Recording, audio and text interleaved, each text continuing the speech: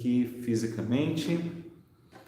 Vamos dar continuidade à nossa leitura diária do sagrado Srimad Bhagavatam, o fruto maduro da árvore dos desejos da literatura védica. Nós estamos no terceiro canto, no capítulo 2, que é intitulado Lembrança do Senhor Krishna. O verso de hoje é o verso número 30.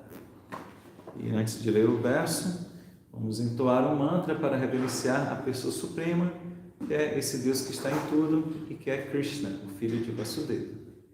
Então, repitam, por favor. Om Namo Bhagavate Vasudevaya. Om Namo Bhagavate Vasudevaya. Om Namo Bhagavate Vasudevaya. Om Namo Bhagavate Vasudevaya. Om Namo Bhagavate Vasudevaya. Om Namo Bhagavate Vasudevaya.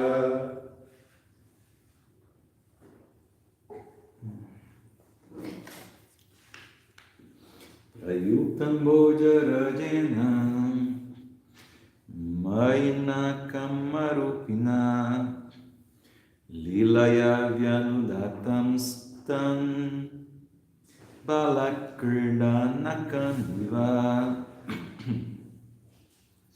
Tradução: os grandes magos que eram capazes de assumir qualquer forma foram empregados por Kamsa, o rei de Bodha, para matar Krishna. Mas no transcurso de seus passatempos, o Senhor os matou tão facilmente como uma criança despedaça bonecos. Significado dado pelo nosso querido mestre Srila Prabhupada. O ateísta Kamsa quis matar Krishna logo após o seu nascimento. Ele não conseguiu fazê-lo, porém mais tarde, ele foi informado de que Krishna estava vivendo em Vrindavana na casa de Nanda Maharaj. Por isso ele empregou muitos magos que podiam executar atos maravilhosos e assumir qualquer forma que quisessem. Todos eles apareceram perante o Senhor criança, sob várias formas, tais como Aga, Baka, Putana, Shakata, Turnavarta, Dhenuka e Gardaba, e tentaram matar o Senhor em várias oportunidades. Mas um após o outro, todos eles foram mortos pelo Senhor, como se ele estivesse apenas brincando com bonecos. As crianças brincam com leões de brinquedo, elefantes, javalis e muitos bonecos similares, que são quebrados pelas crianças à medida que elas brincam com eles. Diante do Senhor Todo-Poderoso, qualquer ser vivo poderoso é assim como um leão de brinquedo nas mãos de uma criança. Ninguém pode ultrapassar Deus em nenhuma posição, e por isso ninguém pode ser igual ou superior a Ele. Nem ninguém pode atingir o estágio de igualdade com Deus através de algum tipo de esforço. Jnana, Yoga e Bhakti são 3 processos reconhecidos de realização espiritual. A perfeição destes processos pode nos levar à meta desejada da vida em termos de valores espirituais, mas isso não significa que atingimos uma perfeição igual à do Senhor através destes esforços. O Senhor é o Senhor em qualquer estágio. Quando ele brincava como uma criança no colo de sua mãe Yashodamai, ou como um vaqueirinho com seus amigos transcendentais, ele continuou sendo Deus, sem que suas 6 opulências fossem reduzidas de alguma maneira. Assim, ele é sempre insuperável. Srila Prabhupada aqui.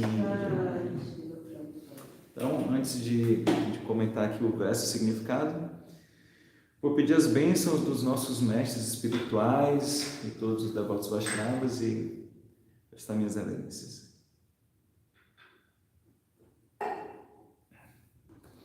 Om Agyanatimirandasya Gyananjana Shalakaya Chakshurumitam Jena Tasmai Shri Gurave Namah. Os meus olhos estavam cegos pela escuridão da ignorância, mas com o bálsamo do conhecimento, meu mestre espiritual abriu os meus olhos e a ele eu presto minhas humildes reverências.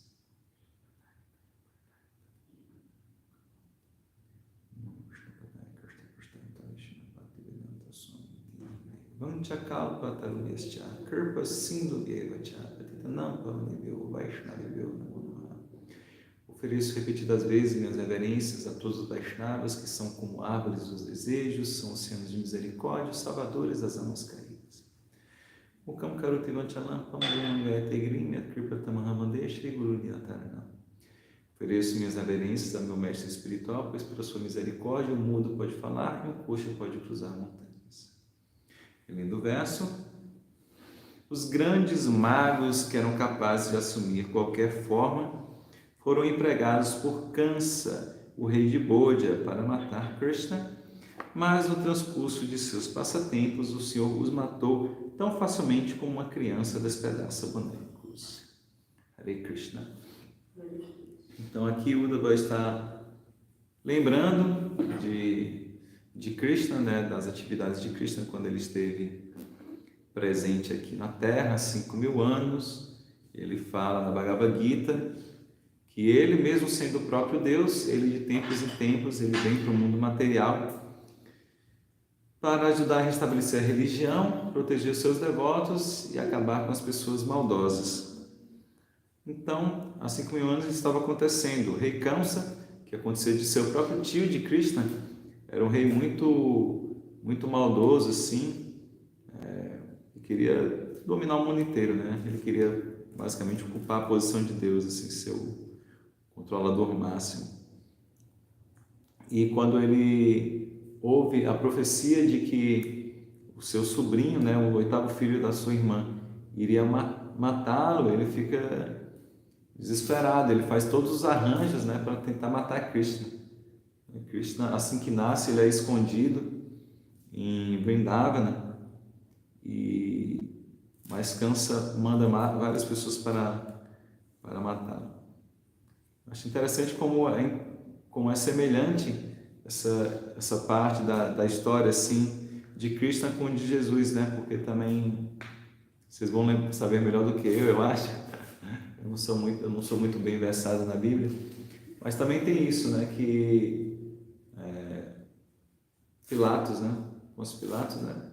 Ele sabia, né? Tinha ouvido falar as previsões de que ia nascer uma criança, que ia ser o rei, alguma coisa assim, ou que teria muita influência nas pessoas. E aí ele pede, né, que se mate todas as crianças que nasceram, né, nos últimos dias e tudo mais, assim, para... Era? Tem uma história dessa. Você sabe dessa história, Edjane? Tem isso, né?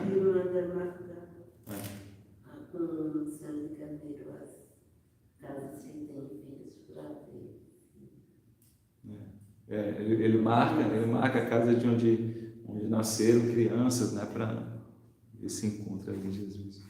Enfim, interessante essas semelhanças, né? A história do filho que veio há 2.000 anos e ali o início da história do próprio Pai Supremo há 5.000 anos. Mas enfim, então Kamsa, ele manda yogis para matar Krishna, porque infelizmente o yoga é assim, né? Tem esse yoga, o Ashtanga Yoga, que você pode conseguir muito poder, né? com a prática de yoga, né? De você fazer materializar objetos, de você ler a mente de outras pessoas, de você se teletransportar, alguma coisa assim. Engraçado, essas coisas ficam parecendo assim, inconcebíveis para a gente, mas a nossa mente tem uma capacidade que a gente não é capaz de compreender. A Vishnu estava mostrando ontem um vídeo de uma criança que fazia cálculos muito rápido, era mais ou menos isso, Vishnu? Criança fazendo cálculos rapidíssimos, assim, tipo, como assim, né? Então, eu sei que tem casos também de pessoas que não dá, nem elas mesmas sabem como é que a mente delas funciona. Que cai uma caixa de fósforo assim, ela fala assim, 320. Aí quando você vai contar os fósforos, tem 320. Mas como é que a pessoa, assim, em um segundo, o cérebro dela conseguiu ver ali e contar, sem ela mesma saber como é, né? Então, nossa mente tem muitas capacidades, né? Então, pelo controle da mente, a gente vai fazer muita coisa. Então, tem yogis que conseguem ter esses siddhis, essas perfeições, e conseguem ficar poderosos. E, infelizmente, alguns deles, como ficam muito poderosos, ficam, assim, com o coração contaminado, né? Porque se acha muito poderoso e aí fica, assim, contrário a Deus, né? De certa forma, fica meio ateísta, assim, porque acha que eu sou poderoso, né? Se acha Deus, basicamente. Então, quando as pessoas têm essas características contrárias a Deus, as escrituras aqui, quando o Prabhupada traduz, ele chama essas tendências contrárias a Deus de tendências demoníacas, né? Então, esses seres com essas tendências demoníacas foram contratados por Kamsa para matar Krishna. Como falou, eles eram capazes de assumir qualquer forma. Então a gente falou sobre uma dessas pessoas, né? Eu vou chamar de demônios a partir de agora, mas vocês entendem que é um conceito de demônio diferente, né? Do conceito ocidental que a gente está acostumado. As almas são puras por natureza, né? Mas elas têm o livre-arbítrio de fazer suas escolhas, e algumas pessoas podem agir de uma maneira demoníaca, mas não quer dizer que ela é um demônio. Ela está agindo como um demoninho, mas a alma é pura. Então, a gente falou sobre Putana, que ela tinha essa capacidade, né, de assumir qualquer forma.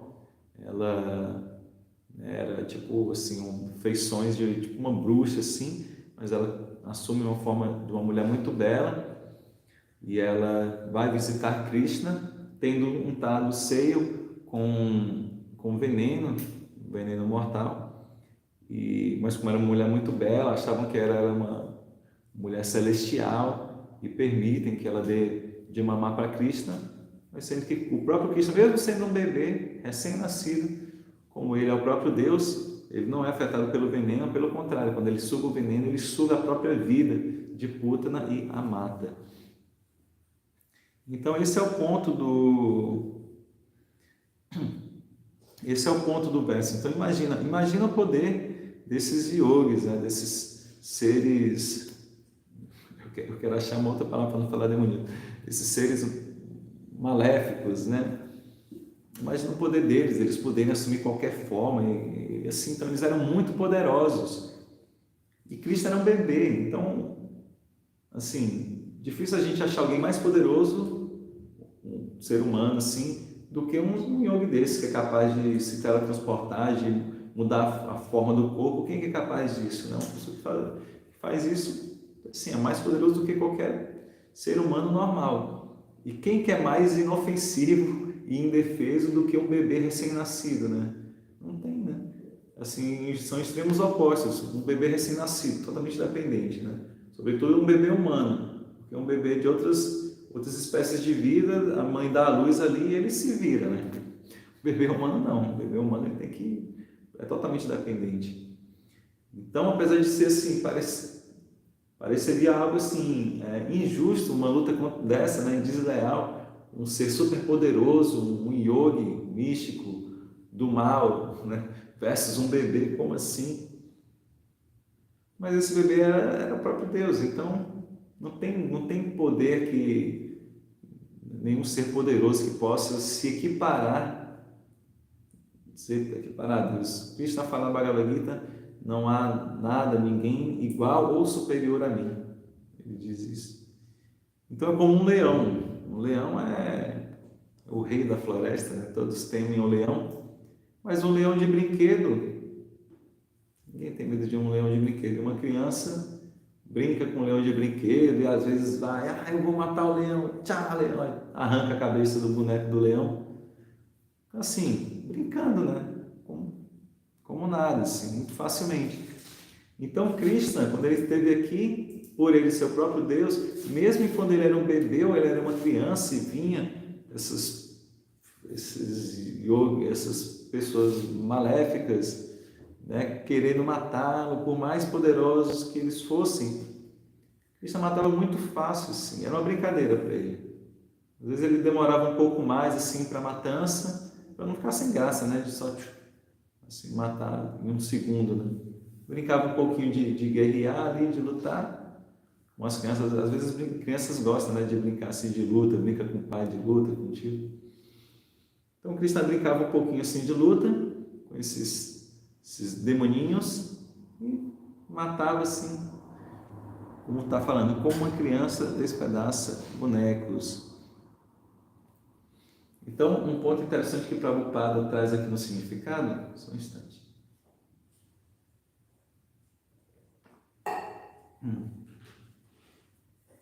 é esse, né? Porque ele faz a diferenciação entre Krishna, que é o próprio Deus, e grandes yogis inimagináveis, né? A gente não tem yogis, né, desse nível hoje em dia. Talvez alguns, né, consigam materializar objetos, ler mente, teletransportar, mas assumir qualquer forma, desconheço, né? Acho que não tem mais não. Mas, e o que está falando aqui é isso, é porque tem alguns processos que você pode, assim, atingir uma certa autorrealização, de uma realização espiritual, de você compreender que você não é esse corpo, que você é um ser espiritual que tem muito mais possibilidades do que as possibilidades desse corpo, né? Quando a alma está presa dentro desse corpo. Mas isso não quer dizer que você vai ficar no mesmo pé de igualdade com Deus, né? Que você vai praticar uma prática de yoga mística e você vai ser Deus, você vai ser tão poderoso quanto Deus, você vai se equiparar a Deus. Isso é absurdo, né? É isso que Prabhupada está explicando aqui, né? Por mais avançado que seja o yoga, ele não vai ser Deus, não tem como, não dá para comparar.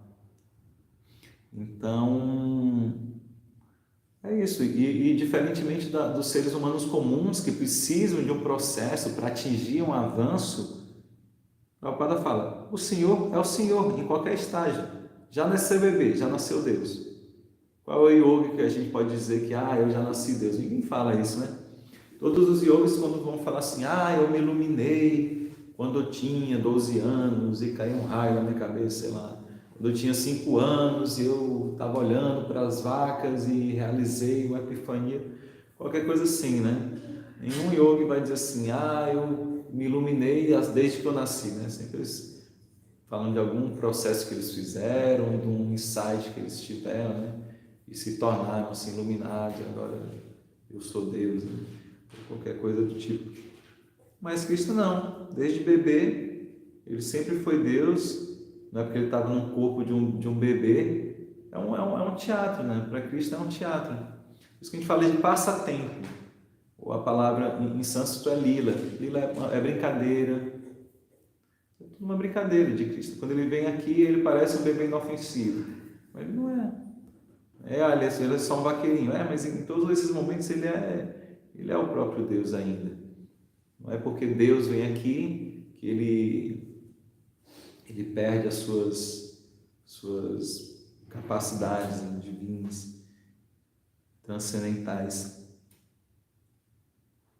Ok? Então vou reler o verso para vocês verem aí, se tem algum comentário, alguma pergunta. Os grandes magos que eram capazes de assumir qualquer forma, foram empregados por Kansa, o rei de Bodha, para matar Krishna, mas no transcurso de seus passatempos, o Senhor os matou tão facilmente como uma criança despedaça bonecos. E só para lembrar também, às vezes pode parecer para algumas pessoas meio chocante, assim, Deus vindo e matando pessoas assim, malvadas, né? Mas como Deus é totalmente puro, totalmente espiritual, qualquer um que tenha contato com ele tem essas bênçãos, né, de se espiritualizar. Então é dito que esses seres que foram mortos por Krishna, eles foram liberados dessa condição ilusória, demoníaca, né? Obtiveram a libertação.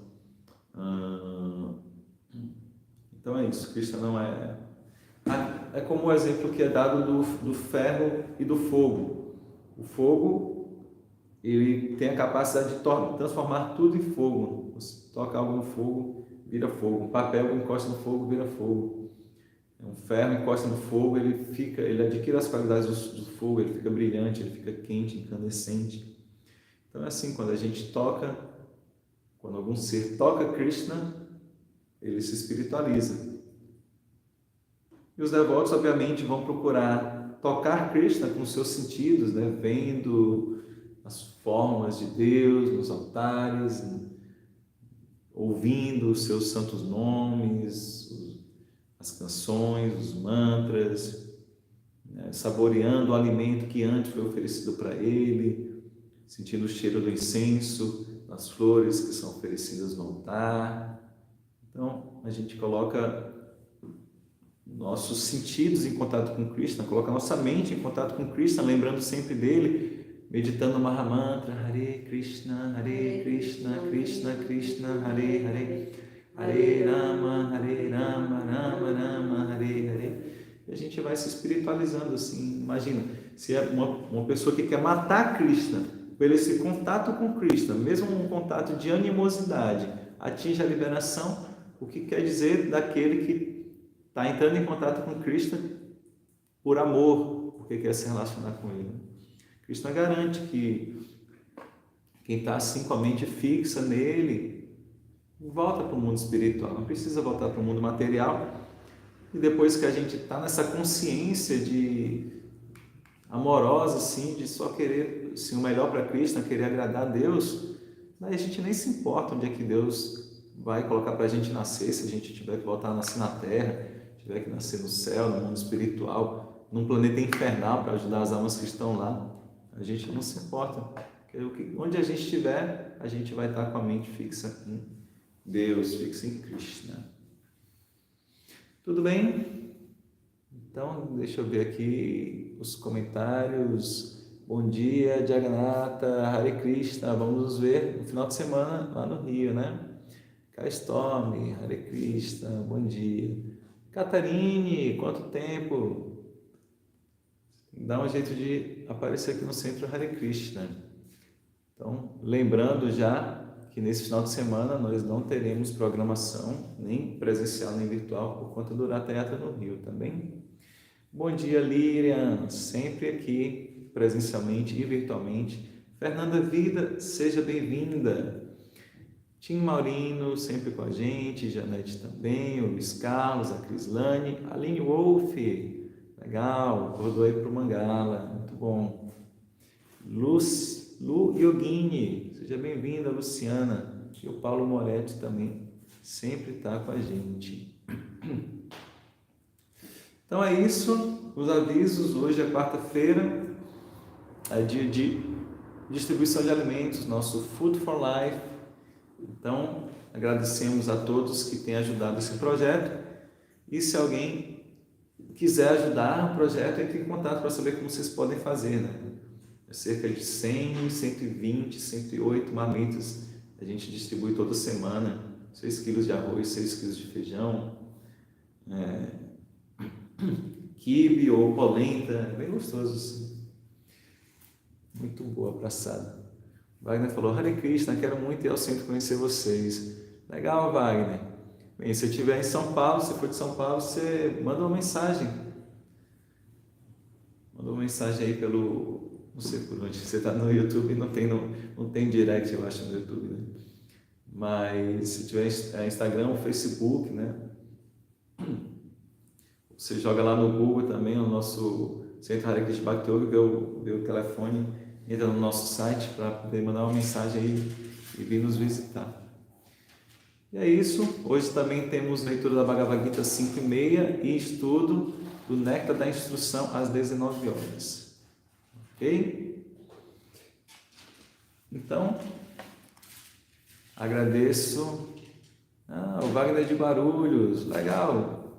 O Rago Pato, nosso cozinheiro, é de Guarulhos também. Inclusive está chegando aí, daqui a pouco deve estar saindo lá de Guarulhos para vir aqui fazer a preparação do Food for Life. Tem alguns devotos que são aí de Guarulhos. E tem programação aí em Guarulhos, eu não sei se você está participando também. Mas tenta ver algum domingo, vir conhecer aqui. Ok, então é isso. Muito obrigado pela presença de todos, pela companhia, pela paciência. Peço perdão por qualquer falha, por qualquer ofensa. Todas as glórias são aos devotos reunidos. Hare Krishna. Todas as glórias ao nosso querido mestre Srila Prabhupada. Jaya Srila Prabhupada. Aproveitem para meditar nos santos nomes. Cantem uma boa japa agora.